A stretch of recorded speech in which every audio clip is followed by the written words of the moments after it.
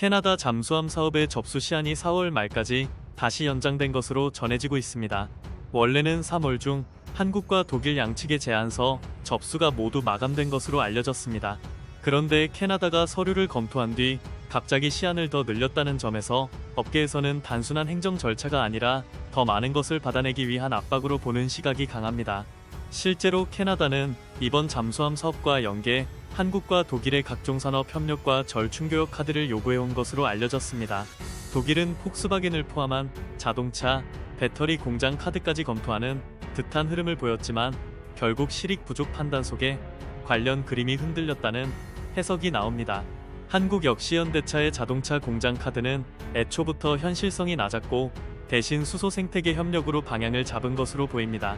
그런데도 캐나다는 여기서 만족하지 않고 더 강한 조건, 더 파격적인 보따리를 다시 꺼내오라는 식으로 마지막 수정 기회를 던졌다는 것입니다.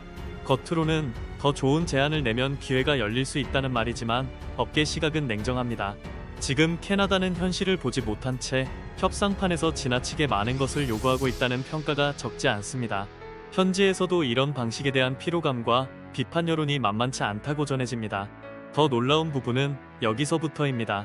최근 방산업계와 방산 당국 안팎에서는 캐나다 사업의 가능성을 여전히 5대5 정도로 보는 분위기가 있다는 말이 나옵니다.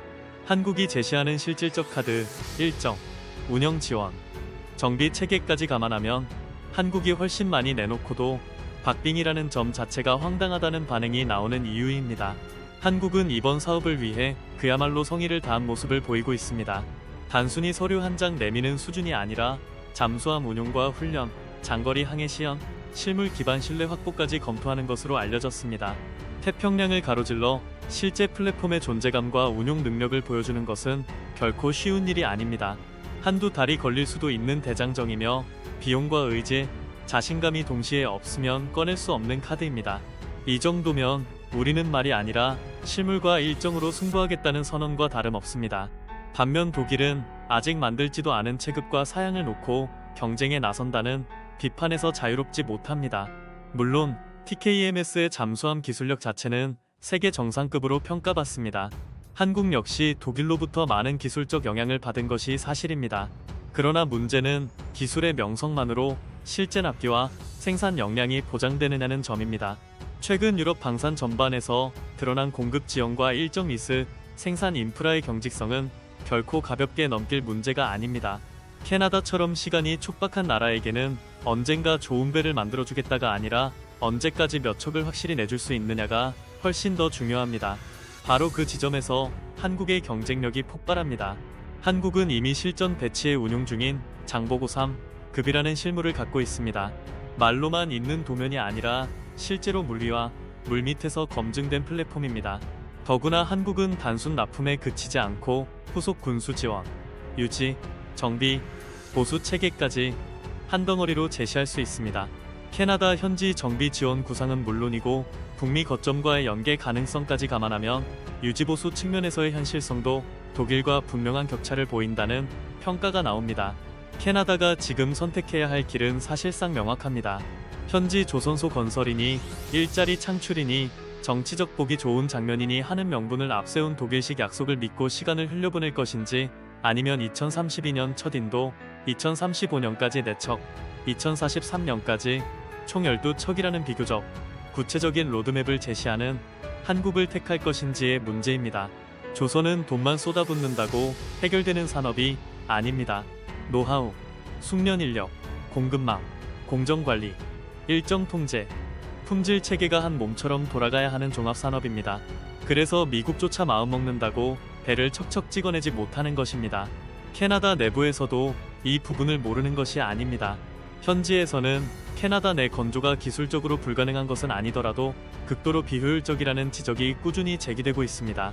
공장을 새로 짓고 인력을 새로 키우고 공급망을 새로 맞추는 순간 인도 일정은 늦어지고 비용은 폭증합니다. 잠수함 사업이 끝난 뒤에는 일감도 없이 유지해야 하는 생산 라인만 남을 가능성도 큽니다. 결국 국가 안보 사업이 지역 정치와 산업 유치 욕심에 휘둘리는 그림이 되는 것입니다. 더 심각한 문제는 시간입니다. 캐나다 해군이 현재 운용 중인 빅토리아급 잠수함은 2030년대 중반부터 순차적으로 퇴역이 예정돼 있습니다. 공백 없이 전력을 이어가려면 첫 신형 잠수함을 제때 받아야 합니다. 그런데 여기서 국내 건조 집착이 붙는 순간 캐나다가 가장 두려워하는 능력 공백이 오히려 현실이 될 수 있습니다. 안보는 선언문으로 지켜지는 것이 아니라 제때 도착하는 전력으로 지켜지는 것입니다. 최근 국제 정세는 이런 판단을 더 냉혹하게 만들고 있습니다. 러시아 전쟁 이후 각국은 안보를 보는 눈이 완전히 달라졌습니다.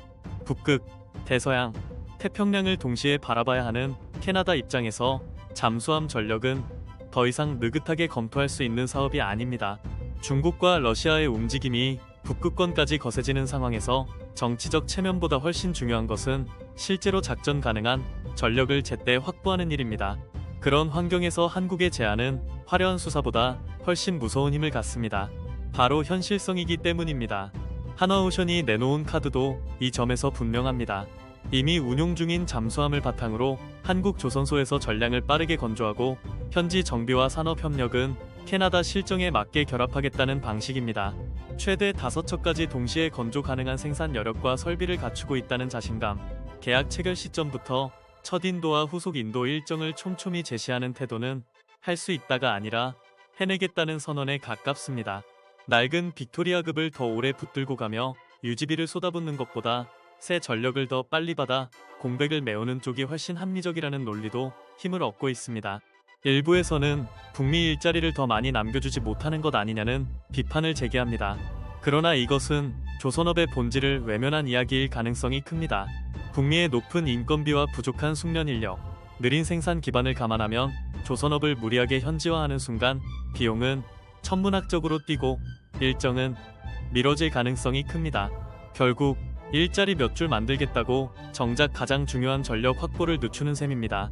전쟁 억지력과 해양 패권 경쟁의 시대의 그런 선택은 너무 비쌉니다.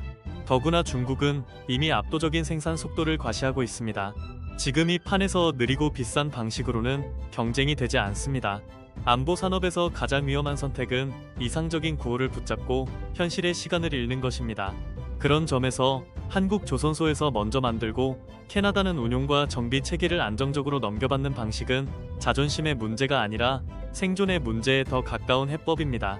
한국이 무조건 자국 생산만을 고집하는 것도 아닙니다. 폴란드처럼 현지 생산과 기술 이전이 실질적으로 가능한 곳에는 그에 맞는 전략을 제시해왔습니다. 즉, 한국은 획일적이 아니라 현실적입니다. 상대국의 안보 환경, 산업 기반, 일정 압박, 비용 구조를 모두 감안해 가장 먹히는 답안을 내놓는 것입니다. 캐나다처럼 빠른 전력 확보가 핵심인 시장에는 한국 직접 생산 후 현지 정비 지원이라는 해법이 맞고 다른 시장에는 다른 해법이 맞는 것입니다. 이게 바로 한국 방산이 요즘 무서운 이유입니다. 제품만 파는 것이 아니라 상대국이 처한 현실 전체를 읽고 패키지로 답을 내놓기 때문입니다. 문제는 캐나다가 과연 이 현실을 끝까지 직시하느냐입니다. 업계에서는 캐나다가 막판까지 한국을 지렛대로 활용해 독일을 더 세게 압박하려는 것 아니냐는 관측도 내놓습니다. 만약 그렇다면 한국으로서는 각종 태스크포스를 꾸리고 일정과 인프라와 지원 패키지를 다 맞춰가며 진심으로 준비한 대가를 허무하게 치를 수도 있습니다. 그러나 여기서 오히려 캐나다가 경계해야 할 대목이 있습니다. 한국의 도크와 생산 슬롯은 무한하지 않습니다. 중동 시장도 빠르게 움직이고 있기 때문입니다. 사우디를 비롯한 중동의 해군 현대화 수요가 본격화되면 돈이 많고 조건이 비교적 단순하며 의사결정이 빠른 고객이 먼저 줄을 설 수 있습니다. 그렇게 되면 캐나다가 꿈꾸는 인도 일정은 저절로 밀릴 수밖에 없습니다. 2032년 첫 인도가 2035년, 2037년으로 밀리기 시작하면 지금 캐나다가 가장 두려워하는 빅토리아급 공백은 협상 실패가 아니라 스스로 부른 재앙이 됩니다. 어려운 고객보다 빠르고 명확한 고객을 먼저 받는 것은 어느 조선소든 당연한 선택입니다. 결국 이 사업은 단순한 잠수함 입찰이 아닙니다. 누가 더 화려한 약속을 하느냐의 싸움도 아닙니다. 제때 만들 수 있는 나라, 이미 검증된 플랫폼을 가진 나라, 유지보수까지 책임질 수 있는 나라, 고객의 현실에 맞는 해법을 꺼내는 나라가 이기는 싸움입니다. 그 기준으로 보면 지금 캐나다 앞에 놓인 답안지는 의외로 단순합니다. 보여주기식 명분에 끌려갈 것인지 아니면 한국이라는 가장 현실적인 선택을 붙잡을 것인지의 문제입니다. 그리고 최근 흐름은 한국이 단순히 배만 팔겠다는 접근이 아니라 캐나다 산업 기반과 장기 유지 체계까지 함께 설계하는 쪽으로 더 깊게 들어가고 있음을 보여줍니다. 한화오션은 4월 14일 캐나다 기업 애트킨즈 알리조와 캐나다 잠수함 역량 및 방산 산업 기반 강화를 위한 전략적 업무 협약을 체결했고 4월 14에서 15일에는 노바스코샤 주정부 및 어빙, 쉽빌딩과도 유지, 보수, 운영, 인력 양성, 공급망 및 시설 현대화 협력을 논의했습니다.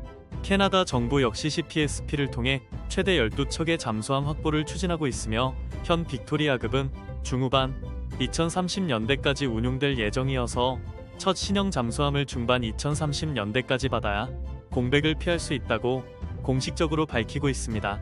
즉, 지금 이 사업의 핵심은 정치적 장식이 아니라 실제 일정과 실제 산업 실행력입니다. 그 점에서 한국카드의 무게는 오히려 더 커지고 있다고 볼 수 있습니다.